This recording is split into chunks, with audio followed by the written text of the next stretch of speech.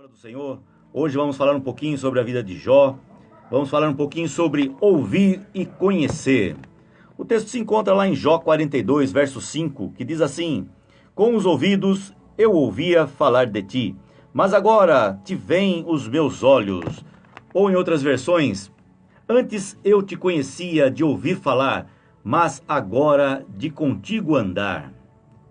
Muitas vezes nós enfrentamos momentos tão difíceis em nossas vidas que a sensação é de estarmos em um deserto. Relacionamentos, emoções, saúde, finanças, parece que nada dá certo. E aí perguntamos: onde está Deus? Por que Ele não faz alguma coisa? Até quando vou suportar tanta dor, tanto problema? Essa mensagem que nós vamos compartilhar hoje, ela fala um pouquinho sobre estes desertos e nos ajuda a enfrentá-los e vencê-los sobre uma perspectiva correta. O que nós podemos tirar de experiência então da vida de Jó? Jó é o maior exemplo de sofrimento e também de paciência registrado na Bíblia. Eu creio que Deus permitiu que este livro estivesse na Bíblia para nos ensinar sobre esse assunto. O livro de Jó começa assim, lá no capítulo 1, versículo 1. Na terra de Uz morava um homem chamado Jó. Ele era bom e honesto, temia a Deus e procurava não fazer nada que fosse errado. Jó era bom, justo, honesto, temia a Deus e se desviava do mal. E isso quem diz é o próprio Deus. Nós podemos ler isso lá no versículo 8, que continua dizendo assim: Aí o Deus eterno disse: Você notou o meu servo Jó? No mundo inteiro não há ninguém tão bom e honesto como ele. Ele me teme e procura não fazer nada que seja errado. A palavra do próprio Deus isso. Jó era íntegro, temente a Deus, se desviava do mal, mas havia algo que ele não tinha. E essa coisa que ele não tinha o fez cair em sofrimento e tribulação. Permitidos e gerenciados por Deus, é claro, para que ele não fosse provado além das suas forças. Tribulações e sofrimentos que, além de nos ensinar a ter paciência no meio da prova, também nos levam a perguntar: por que foram necessárias? Deus não tem prazer no sofrimento dos seus filhos. Se um pai natural não se alegra no sofrimento do seu filho, muito menos o Pai Celestial.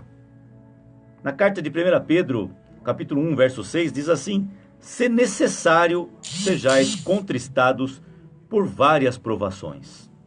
Contristados é o mesmo que entristecidos ou repletos de sofrimento. Observe bem a expressão, se necessário. Deixa claro que somente seremos contristados por várias provações se não conseguirmos receber a instrução e a direção de Deus. De outra forma, este texto deixa claro que o desejo de Deus não é nos atribular, e sim de nos ensinar. Se fosse ao contrário, o Senhor Jesus não teria nos ensinado a orar: não nos deixei cair em tentações. No verso 5 do texto que nós lemos, nós podemos entender que o que faltava na vida de Jó e o que levou a passar por tudo aquilo, no fundo, o objetivo de Deus era fazer com que ele adquirisse o que lhe faltava. O texto diz assim: Antes eu te conhecia só por ouvir falar, mas agora eu te vejo com os meus próprios olhos, ou de contigo andar. Veja bem, Jó era um homem íntegro, temente a Deus, se desviava do mal, porém não conhecia a Deus pessoalmente. Ele servia a um Deus de quem ele tinha ouvido falar e o fazia de forma zelosa. Porém, o Senhor Deus deseja mais do que apenas servos. Ele quer amigos. Jó não conhecia a Deus intimamente. Isso só aconteceu depois da sua aprovação. A maioria das pessoas não conhece a Deus verdadeiramente. Conhecem apenas de ouvir falar. Mas o desejo de Deus, e esse também deve ser o seu desejo, é que você o conheça de perto, de andar com Ele, de poder até vê-lo agir em sua vida. O verbo conhecer na Bíblia não tem o mesmo sentido que tem na nossa língua portuguesa. No contexto bíblico, conhecer significa ter intimidade.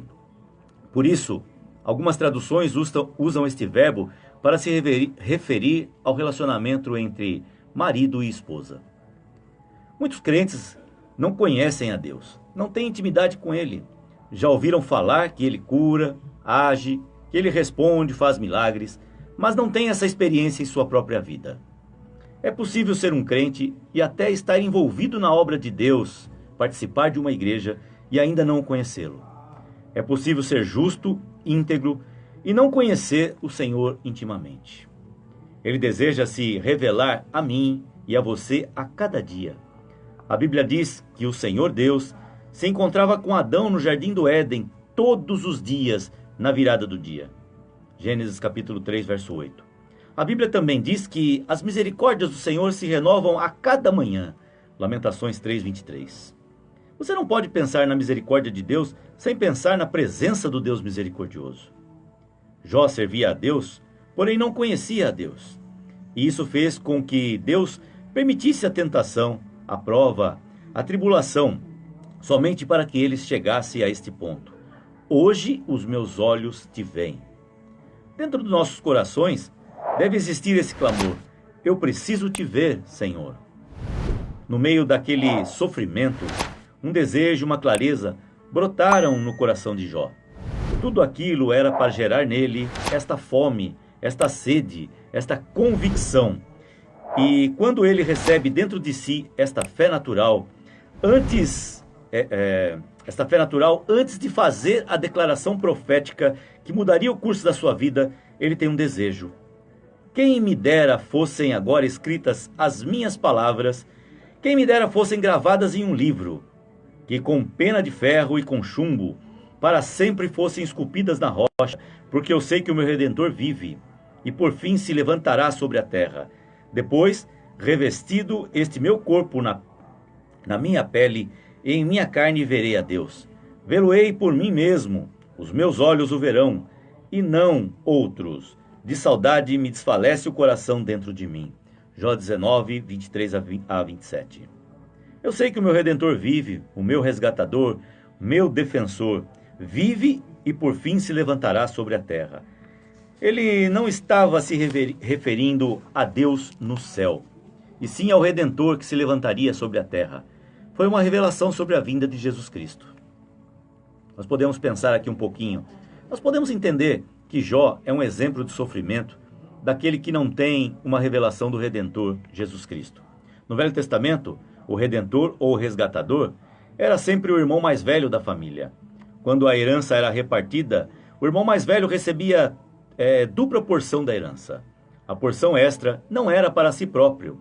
Ela servia para resgatar algum membro da família que se tornava escravo de um credor. É muito comum na igreja ouvirmos orações inflamadas do tipo: Senhor, eu quero dupla porção. Mas será que tais pessoas estariam dispostas a usar essa segunda porção para resgatar um irmão necessitado? Isso é para você refletir um pouquinho.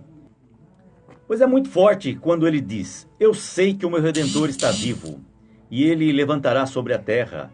Em minha carne eu verei a Deus. Ou seja, não seria depois da morte, mas em vida.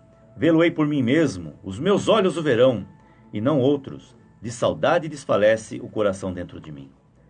Agora, ele já não estava mais desfalecendo por causa das dores e dos tumores, mas desfalecia de saudade pela presença gloriosa de Deus. Ao declarar isso, ele gerou de forma profética no mundo espiritual o que se consolidou no mundo natural, conforme lemos a partir do capítulo 38. E do capítulo 38 até o 42, Deus aparece para Jó e ele o vê com seus próprios olhos. Jó 38, 1 diz: depois disso, o Senhor, no meio de um redemoinho, respondeu a Jó. Essa conversa entre o Senhor e Jó foi até o capítulo 42, onde ele admite, no verso 5, que conhecia Deus somente de ouvir falar, mas agora de andar com ele. A presença de Deus produz arrependimento, e o arrependimento produz a santidade, e a santidade produz a autoridade. Jó era servo de Deus, mas então ele se torna amigo de Deus. A pergunta que eu quero deixar aqui para vocês hoje: nós queremos ter comunhão com Deus e sermos amigos de Deus a cada dia? Todas as vezes que o Senhor se manifesta a alguém, isto já é prova de que ele deseja se relacionar com uma pessoa. E a vida de Jó aqui nos prova isso. E se você está passando por alguma dificuldade, sofrimento, se você tem Jesus, saiba que nunca mais você será o mesmo. Depois que temos um encontro pessoal com o Senhor, passamos a conhecê-lo melhor e temos uma vida de intimidade com Ele. Mas será ainda muito melhor quando você puder dizer como Jó: antes eu te conhecia de ouvir falar, mas agora de contigo andar. Se você conseguir ou prosseguir em conhecer ao Senhor, seu relacionamento com Ele só vai crescer e amadurecer. E o final da sua vida será muito melhor do que o começo, como foi na vida de Jó.